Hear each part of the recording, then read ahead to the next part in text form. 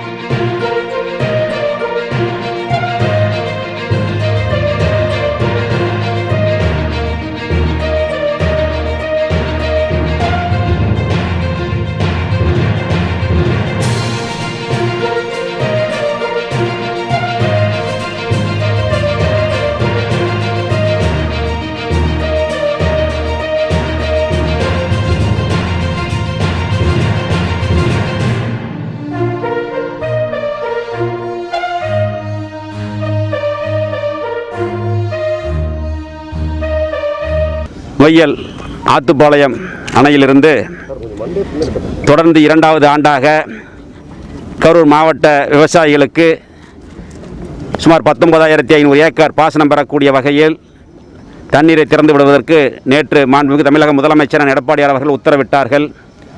அதன் அடிப்படையில் இன்று இந்த நீர்த்தேக்கம் முழு கொள்ளளவை எட்டி இருக்கிறது. இந்த ஆண்டு நல்ல மழை பெய்த காரணத்தால் 2 மாதங்களுக்கு முன்னரே நீர்த்தேக்கம் நிரம்பி இருக்கிறது. அதை 20 நாட்களுக்கு தண்ணீர் வழங்க வேண்டும் என்று உத்தரவிட்டு இருக்கிறார்கள். அதன் அடிப்படையில் இன்று இந்த நீர்த்தேக்கத்தை பொதுப்பணித்துறை அதிகாரிகள், உள்ளாட்சி பிரதிநிதிகள் மற்றும் திட்ட இயக்குனர் உட்பட மாவட்ட ஆட்சித்தலைவர், மாவட்ட வருவாய் அலுவலர், கோட்டாட்சியர் அவர்களெல்லாம் வந்து விவசாயிகளுக்கு இன்று தண்ணீர் திறக்கப்பட்டிருக்கிறது. மேலும் அடுத்ததாக நொய்யல் மங்களமகாலில் கழிவுநீரால் பாதிக்கப்பட்ட விவசாயிகளுக்கு மாண்புமிகு புரட்சித் தலைவி அம்மா அவர்கள் காலத்தில் வழங்கிய இழப்பீட்டுத் தொகை சுமார் 100 கோடி ரூபாய் அளவிற்கு கோர்ட்டில் இருக்கிறது, வழக்கு நீதிமன்றத்தில் இருக்கிறது. திருப்பூர் மாவட்டம், கோவை மாவட்டத்தில் ஒரு பகுதிகளுக்கு அந்த கரூர் மாவட்டம் சேர்ந்து கரூர் மாவட்டத்துக்கு சுமார் 50 கோடி ரூபாய் அந்த இழப்பீட்டுத் தொகை இருக்கிறது. அதில் பாதிக்கப்பட்ட விவசாயிகளுக்கு உச்சநீதிமன்ற உத்தரவின்படி வழக்குகளை வைசூல் செய்து அதை விவசாயிகளுக்கு பெற்றுத் தருவதற்கு உண்டான நடவடிக்கைகளை நாங்கள் இன்று எடுக்க இருக்கிறோம். அதனால் விவசாயிகள் இன்று மங்களமகாலில் விவசாயிகளுடைய ஆலோசனை கூட்டம் நடைபெறுகிறது. ஞாயிற்றுக்கிழமை காலை மண்மங்கலத்தில் உள்ள லாரி அசோசியேஷன் திருமண மண்டபத்தில் நாளை காலை நடைபெறும். 2 தொகுதிகள், அரவக்குறிச்சி தொகுதி இன்றும், கரூர் தொகுதிக்கு ஞாயிற்றுக்கிழமையும் அந்த இழப்பீட்டுத் தொகை பெற்றுத்தருவது சம்பந்தமான ஆலோசனை கூட்டம் நடைபெறும்.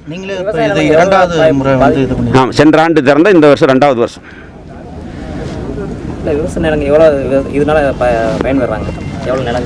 சென்ற வருஷம் சுமார் 29,000 விவசாயிகளுக்கு அந்த இழப்பீட்டுத் தொகை வழங்கப்பட்டிருக்கிறது. இந்த ஆண்டு வட்டியோடு சேர்த்து கரூர் மாவட்டத்திற்கு 50 கோடி ரூபாய் வரும். சென்ற முறை விவசாயிகள் என்ன வாங்கினார்களோ அதிலிருந்து 3 மடங்கு அதிகமாக சுமார் 10,000 ரூபா வாங்கியிருந்தால் இந்த முறை 40,000 ரூபாய் அவர்களுக்கு கிடைக்கும் என்று நாங்கள் ஒரு கணக்கு வைத்திருக்கிறோம். உச்சநீதிமன்றமும் அதை அந்த வல்லுநர்கள்லாம் ஆய்வு செய்து எந்த நிலத்தினுடைய பாதிப்புக்கு தகுந்தவாறு வகைப்பாடு செய்திருக்கிறார்கள். ஏபிசி என்று வகைப்பாடு செய்திருக்கிறார்கள். அதன் அடிப்படையில் அந்த இழப்பீட்டுத் தொகை அவர்களுக்கு இப்போ வழங்கப்படும். நீங்கள் திறந்து விட்ட அந்த தண்ணி வந்து எத்தனை ஏக்கருக்கு வந்து பாயிற மாதிரி? மொத்தம் 29,500 ஏக்கர் பாசனம்.